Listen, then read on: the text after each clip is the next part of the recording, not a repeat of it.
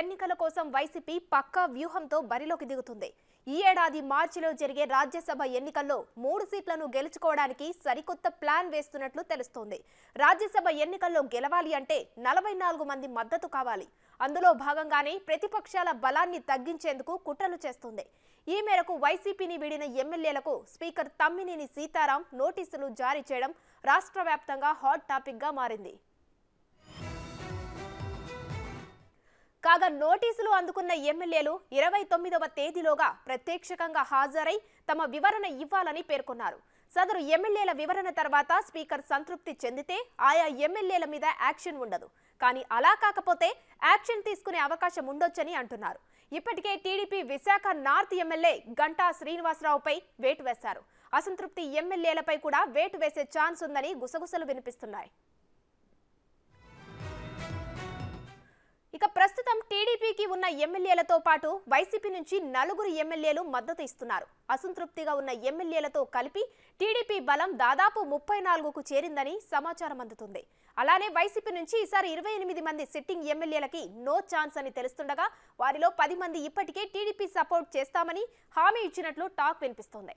దీంతో రాజ్యసభ ఎన్నికల్లో టీడీపీ గెలిచే ఛాన్స్ ఖచ్చితంగా ఉందని పార్టీ వర్గాలు అభిప్రాయపడుతున్నాయి. జగన్ టార్గెట్ ఈసారి మిస్ ఫైర్ అవుతుందని చెబుతున్నారు.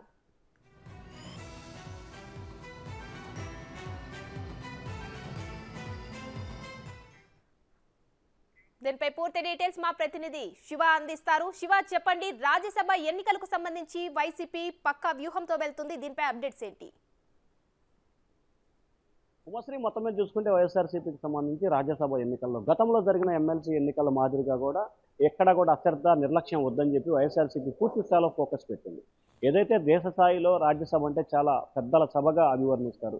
ఇటువంటి సభలో ఎట్టి పరిస్థితుల్లో తెలుగుదేశం పార్టీకి ప్రాతినిధ్యం లేకుండా చేయాలనేది వైఎస్ఆర్సీపీ ఏకైక వ్యూహంగా కనిపిస్తోంది. దానిలో భాగంగానే ప్రస్తుతం ఆంధ్రప్రదేశ్ శాసనసభకు సంబంధించి 4 ఎమ్మెల్యేలు టీడీపీ వైపు, 4 ఎమ్మెల్యేలు వైసీపీ వైపు, ఒక జనసేన ఎమ్మెల్యే వైసీపీ వెళ్ళిపోయిన పరిస్థితి కనిపించింది. 9 మంది శాసనసభ్యులకి అనర్హత బిట్టు వేయాలని చెప్పి కూడా ఆయా పార్టీ నుంచి స్పీకర్ కార్యాలయానికి లేఖలు అందాయి. అనేక సందర్భాల్లో ఫిర్యాదులు కూడా చేయడం జరిగింది. కానీ ఇప్పటి వరకు కూడా టీడీపీ వాళ్ళు ఇచ్చినా కానీ జనసేన వాళ్ళు ఇచ్చిన దానికి సంబంధించి కానీ స్పీకర్ కార్యాలయం నోటీస్ ఇచ్చి మాత్రమే చేతులు దులుపుతుంది. ఎక్కడా కూడా వారిపై చర్యలు తీసుకున్న దాఖలాలు లేవు. కనీసం చర్యలు తీసుకుంటామని చెప్తున్న దాఖలాలు కూడా ఇప్పటివరకు కనిపించలేదు. కానీ వైఎస్ఆర్సీపీ నుంచి టీడీపీ వైపు మద్దతు పలికిన 4 ఎమ్మెల్యేలకు మాత్రం స్పీకర్ ఇప్పటికే 3 సార్లు నోటీస్ ఇచ్చారు. ఇప్పటికే వారు ఇచ్చిన నోటీసు సంబంధించి ప్రతి నోటీసు వాళ్ళు ఇవ్వటం, మళ్ళీ ఆయన నోటీస్ ఇవ్వటం, మళ్ళీ వాళ్ళు నోటీస్ ఇవ్వటం, ఇలా నోటీసుల పరంపర కొనసాగింది. తాజాగా ఈ నెల 29వ తేదీన ఫైనల్గా వచ్చి విచారణకు హాజరు కావాలి, లేకపోతే తానుకున్న అధికారాల మేరకు చర్యలు తీసుకుంటామని చెప్పి స్పీకర్ లేఖ రాయడాన్ని కూడా టీడీపీకి మద్దతు పలికిన శాసనసభ్యులు స్పీకర్ తీరుపై తీవ్రస్థాయిలో ఆగ్రహం వ్యక్తం చేస్తున్నారు. కేవలం రాజ్యసభ ఎన్నికల్లోనే టీడీపీని ఇబ్బందులు పాలు చేసేందుకు ఇటువంటి వ్యూహాన్ని అమలు చేస్తున్నారని చెప్పి వారే తీవ్రస్థాయిలో మండిపడుతున్నారు. ఇప్పటికే గంటా రాజీనామా ఆమోదించడంతో డిఫెన్స్లో పడిపోయిన టీడీపీ కోర్టుకు వెళ్ళింది. దానికి సంబంధించి కూడా 29వ తేదీనే హైకోర్టులో తీర్పు కూడా రాబోతుంది. ఇక మరొక వైపు రాజ్యసభ ఎన్నికలకు సంబంధించి కూడా ప్రధానంగా ఆంధ్రప్రదేశ్ శాసనసభకు సంబంధించి ఎప్పుడైనా సరే ఒక రాజ్యసభకు సంబంధించి ఎన్నికలు జరుగుతుంటే 1:1 అంటే 2 స్థానాలకు సంబంధించి అభ్యర్థులని డివైడ్ బై చేస్తారు. ప్రస్తుతం ఆంధ్రప్రదేశ్లో 3 రాజ్యసభ స్థానాలు ఖాళీ అవుతున్న నేపథ్యంలో 4 డివైడ్ బై 175/4 డివైడ్ బై చేశారు. దీనికి సంబంధించి 43.75 మంది ఎమ్మెల్యేల మద్దతు పలకాలంటే దాదాపుగా 44 మంది ఎమ్మెల్యేల మద్దతు ఉంటేనే రాజ్యసభ సీట్ కైవసం చేసుకునే అవకాశం కనిపిస్తూ ఉంది. ఒకవేళ 44 మంది కనుక మద్దతు పలకపోతే రెండో ప్రాధాన్యత ఓటు కూడా వేస్తే దాన్ని కూడా కౌంట్ చేసే అవకాశం ఉంది. ఇక ఈ నేపథ్యంలోనే టీడీపీకి ప్రస్తుతం 24 మంది బలం ఉన్నారు. వాస్తవానికి టీడీపీ 23 మంది బలం ఉంది. 4 శాసనసభ్యులు వైఎస్ఆర్సీపీకి వెళ్ళిపోవడంతో ఈ బలం 19 చేరుకుంది. ఆ తర్వాత వైఎస్ఆర్సీపీ నుంచి 5 మద్దతు ఇవ్వడంతో 24 చేరుకుంది. ఇక ఇటీవల కాలంలో 28 మంది శాసనసభ్యులకి వైఎస్ఆర్సీపీ సిట్టింగులకు అవకాశం ఇవ్వాలి. ఈ నేపథ్యంలో వారిలో 10 మంది టీడీపీకి మద్దతు ఇచ్చేందుకు ఇంటర్నల్గా ఇప్పటికే ఒప్పందం చేసుకున్నట్టు కూడా తెలుస్తా ఉంది. అంటే 24, 10, 34 చేరుకుంది. ఇక కావాల్సిన శాసనసభ స్థానాలకు సంబంధించి కేవలం 8 కానీ 10 కానీ, అంటే ఒకవేళ టీడీపీ ఇలా వైసీపీ 9 మంది కనుక రాజీనామాలు ఆమోదిస్తే 175 బలం కాస్త 165కి పడిపోతుంది. కాబట్టి అప్పుడు 42 మంది మాత్రమే ఓటు హక్కు వినియోగించుకునే అవకాశం ఉంది. 42 మందికే రాజ్యసభ గెలిచే అవకాశం ఉంది. సో ఈ నేపథ్యంలో ఇప్పుడు టీడీపీకి 34 ఉంది. అప్పుడు కనుక 8 స్థానాలు కనుక టీడీపీ వైపు వస్తే కనుక ఖచ్చితంగా రాజ్యసభ స్థానాన్ని కైవసం చేసుకునే అవకాశం కనిపిస్తోంది.